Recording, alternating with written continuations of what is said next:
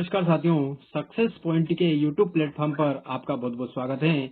हम लोग हिंदी साहित्य यानी कि यूजीसी नेट के बारे में पढ़ रहे थे।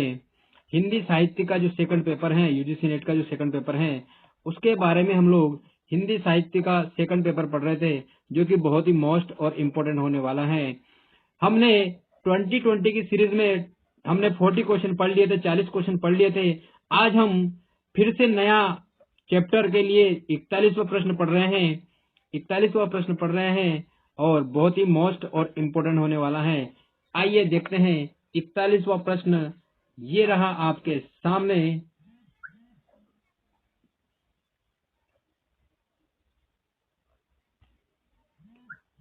रानी केतकी की कहानी के रचनाकार हैं। रानी केतकी की कहानी के रचनाकार हैं, कौन है? Option number A Lallu Lal, option number B Sadal Mishra, option number C Insha Allah Khan और option number D Raja Lakshman Singh Sitare Hind. तो ऑप्शन नंबर सी यानी कि इंशा अल्लाह खां रानी केतकी की कहानी के रचनाकार हैं। ऑप्शन नंबर सी आपका राइट आंसर है। और इसी के साथ अगला प्रश्न है प्रश्न नंबर 42। प्रश्न नंबर 42 है। प्रश्न नंबर 42 है, निम्न में से कौन फोर्ट विलियम कॉलेज कलकत्ता में हिंदी के अध्यापक रहे हैं? तो हिंदी के अध्यापक दो रहे हैं। हिंदी के अध्यापक option number A Insha Allah Khan, option number B Sadal Mishra, option number C Raja Shiv Prasad Raja Lakshman Singh और option number D Sada Sukhlal. तो ऑप्शन नंबर बी आपका राइट आंसर है, सदल मिश्र आपका राइट आंसर होने वाला है। सदल मिश्र आपका राइट आंसर होने वाला है। इसी के साथ अगला प्रश्न है प्रश्न नंबर 43 है। प्रश्न नंबर 43 है, इनमें से कौन कलकत्ता के फोर्ट विलियम कॉलेज से संबंध है? फोर्ट विलियम कॉलेज से संबंधित कौन है? Option number A Lallulal, option number B Insha Allah Khan, option number C Sada Sukhlal और option number D Bharatendu Harishchandra. तो option number A Lallulal Fort William College के अध्यापक रहे हैं। लल्लूलाल और सदल मिश्र दोनों रहे हैं। इसी के साथ अगला प्रश्न है प्रश्न नंबर 44वां प्रश्न है, नचिकेतोपाख्यान के लेखक हैं। नचिकेतोपाख्यान के लेखक हैं, कौन है? Option number A Sadal Mishra, option number B Insha Allah Khan, option number C Lallulal, option number D इनमें से कोई नहीं। तो सदल मिश्र नचिकेतोपाख्यान के लेखक हैं। सदल मिश्र नचिकेतोपाख्यान के लेखक हैं। और इसी के साथ अगला प्रश्न है प्रश्न नंबर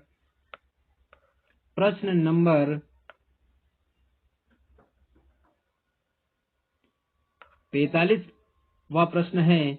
फिर से 42वां प्रश्न रिपीट हुआ है कि नचिकेतोपाख्यान के लेखक हैं, तो कौन है? सदल मिश्र नचिकेतोपाख्यान के लेखक हैं। और इसी के साथ अगला प्रश्न है प्रश्न नंबर 46। प्रश्न नंबर 46 है, इनमें से सदल मिश्र की रचना कौन सी है? तो आपको सदल मिश्र की रचना बताना है। तो नचिकेतोपाख्यान सदल मिश्र की रचना है। ऑप्शन नंबर डी आपका राइट आंसर है। नचिकेतोपाख्यान आपका राइट आंसर है। और इसी के साथ अगला प्रश्न है प्रश्न नंबर 47। प्रश्न नंबर 47 है, उदयभान चरित्र के लेखक हैं। उदयभान चरित्र के लेखक कौन है? तो उदयभान चरित्र के लेखक हैं इंशा अल्लाह खां, यानी कि ऑप्शन नंबर डी इंशा अल्लाह खां, यानी कि ऑप्शन नंबर डी आपका राइट आंसर है। इसी के साथ अगला प्रश्न है प्रश्न नंबर 48। प्रश्न नंबर 48 है, सुख सागर की रचना किसने की? सुख सागर की रचना किसने की? Option number A Sadal Mishra, option number B Lallulal, option number C Insha Allah Khan और option number D Sada Sukhlal. तो ऑप्शन नंबर डी आपका राइट आंसर है। सदा सुखलाल आपका राइट आंसर होने वाला है, ऑप्शन नंबर डी। और अगला प्रश्न देखना जरा, सुख सागर के विषय हैं। सुख सागर के विषय क्या क्या हैं? तो सुख सागर के विषय आपको बताना है कि सुख सागर के विषय क्या क्या हैं।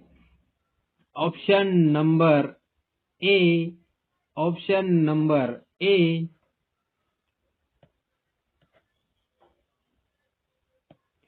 Option number A Shiv Puran के प्रसंग, ऑप्शन नंबर बी गीता के प्रेरक प्रसंग, ऑप्शन नंबर सी विष्णु पुराण के उपदेशात्मक प्रसंग, और इनमें से कोई नहीं।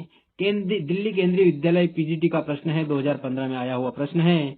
ऑप्शन नंबर सी विष्णु पुराण के उपदेशात्मक प्रसंग, यानी कि ऑप्शन नंबर सी आपका राइट आंसर है। Option number C, option number C जो है इसका हम डिटेल देख लेते हैं। प्रश्न नंबर 49 का, डॉक्टर नगेंद्र अपनी पुस्तक हिंदी साहित्य का इतिहास में लिखते हैं कि मुंशी सदासुख राय निसार नियाज नहीं, जिनके नाम से सुख सागर शीर्षक ग्रंथ का उल्लेख प्रायः सभी इतिहास पुस्तकों में किया गया है। सुख सागर शीर्षक किसी ग्रंथ के रचयिता नहीं है, अपितु सुख सागर इनका उपनाम था। विष्णु पुराण या भागवत का मुंशी जी ने प्रधानुवाद किया था। इनकी अन्य दो रचनाएं अवश्य प्राप्त हैं। सुरासुर निर्णय और निबंधात्मक रचना है, सज्जन दुर्जन का विवेचन है, और वार्तिक बाबा दयालु दास व ध्रुपद का भाष्य है। इसी के साथ आगे बढ़ते हैं, और आगे बढ़ने पर अगला प्रश्न देखते हैं। प्रश्न नंबर 50, प्रश्न नंबर 50वां है, प्रश्न नंबर 50 है। और प्रश्न नंबर जो 50 है, भाषा योग विशिष्ट के लेखक कौन हैं? भाषा योग विशिष्ट के लेखक Ram Prasad Niranjani, option number C Ram Prasad Niranjani, option number C आपका राइट आंसर है, राम प्रसाद निरंजनी। और भाषा योग विशिष्ट के लेखक राम प्रसाद निरंजनी हैं। यह ग्रंथ संवत 1768 में लिखा गया है। इसे रामचंद्र शुक्ल ने खड़ी बोली में लिखा गया है। बहुत साफ सुथरा ग्रंथ बताया है। अन्य महत्वपूर्ण तथ्य भी देख लीजिए। अन्य महत्वपूर्ण तथ्य, अब तक पाई गई पुस्तक में भाषा योग विशिष्ट सबसे पुरानी है, जिसमें गद्य अपने परिष्कृत रूप में दिखाई पड़ता है। इसे रामचंद्र शुक्ल ने खड़ी बोली का प्रथम ग्रंथ माना है। इसकी भाषा गुरुमुखी लिपि से मिलती जुलती है। इसकी जो भाषा है वो गुरुमुखी लिपि से मिलती जुलती है।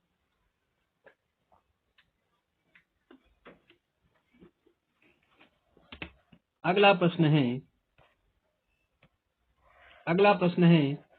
प्रश्न नंबर 51। प्रश्न नंबर 51 है, योग विशिष्ट के लेखक तो राम प्रसाद निरंजनी रिपीट हुआ है। अगला प्रश्न है प्रश्न नंबर 52। प्रश्न नंबर 52 है, खड़ी बोली की पहली रचना, खड़ी बोली की पहली रचना आपको बताना है कि खड़ी बोली की पहली रचना कौन सी है। तो खड़ी बोली की पहली रचना जो है नचिकेतोपाख्यान, यानी कि ऑप्शन नंबर बी नासिकेतोपाख्यान, यानी कि ऑप्शन नंबर बी आपका राइट आंसर है। केंद्रीय हिंदी निदेशालय ने अपनी वेबसाइट पर हिंदी का उद्भव शीर्षक के अंतर्गत खड़ी बोली गद्य की पहली पुस्तक 1623 में जटमलकृत गोरा बादल की कथा का उल्लेख किया है। केंद्रीय हिंदी निदेशालय के अनुसार आधुनिक प्रथम गद्यकारों में सदल मिश्र एवं लल्लूलाल दोनों शामिल हैं, जो फोर्ट विलियम कॉलेज कलकत्ता में एक साथ गए। वहां सदल मिश्र 1803 में नचिकेतोपाख्यान की रचना की तथा 1805 में लल्लूलाल प्रणीत प्रेम सागर श्रीमद् भागवत पुराण के 10वें स्कंद की खड़ी बोली का गद्य रूपांतरण है का प्रकाशन हुआ। अतः आधुनिक गद्यकारों में नचिकेतोपाख्यान खड़ी बोली की पहली रचना है।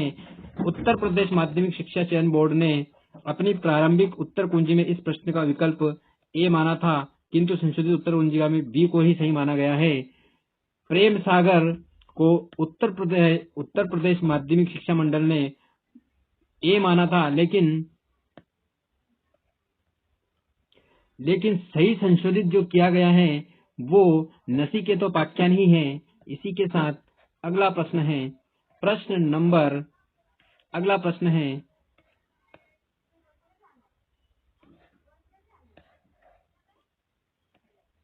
प्रश्न नंबर 53 यानी कि 53, खड़ी बोली में जो शब्द उसका प्रथम प्रयोग किसने किया? ऑप्शन नंबर ए ही आपका राइट आंसर है, सदल मिश्र ने। ऑप्शन नंबर ए ही आपका राइट आंसर है, सदल मिश्र ने किया। इसका हम व्याख्या देखते हैं। नरेंद्र कोहली ने अपनी पुस्तक व्यंग्य गाथा में लिखा कि पंडित लल्लूलाल जी ने खड़ी बोली में गद्य का लेखन किया। फोर्ट विलियम कॉलेज में ही खड़ी बोली का नामकरण हुआ। खड़ी बोली के नामकरण का श्रेय गिलक्रास्ट एवं सदल मिश्र को दिया जाता है। 1803 में खड़ी बोली का प्रयोग भाषा के रूप में पहली बार हुआ। अगला प्रश्न है, खड़ी बोली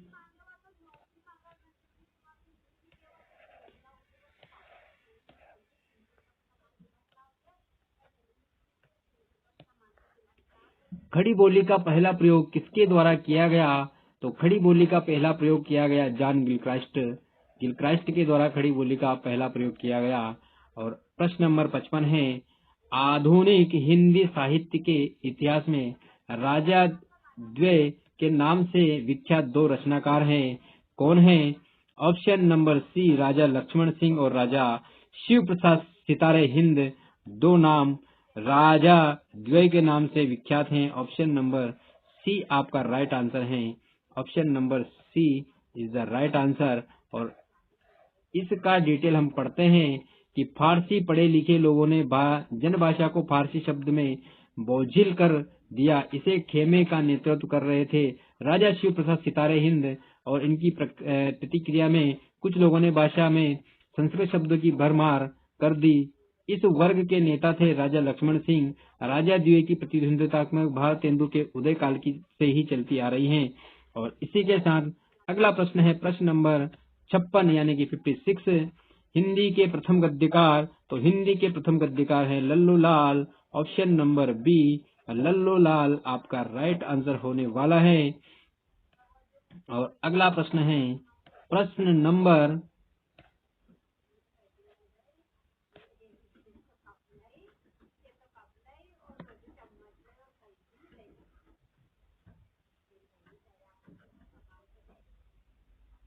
'ये रहे आपके हिंदी साहित्य के इतिहास के बहुत ही मोस्ट और इम्पोर्टेंट प्रश्न जो कि एग्जामों में पूछे जा रहे हैं और पूछे जाने वाले हैं। बहुत ही मोस्ट और इम्पोर्टेंट प्रश्न हैं, तो इनको ध्यान में रखते हुए आज का लेक्चर हम यहीं खत्म करते हैं। मिलते हैं अगले लेक्चर में।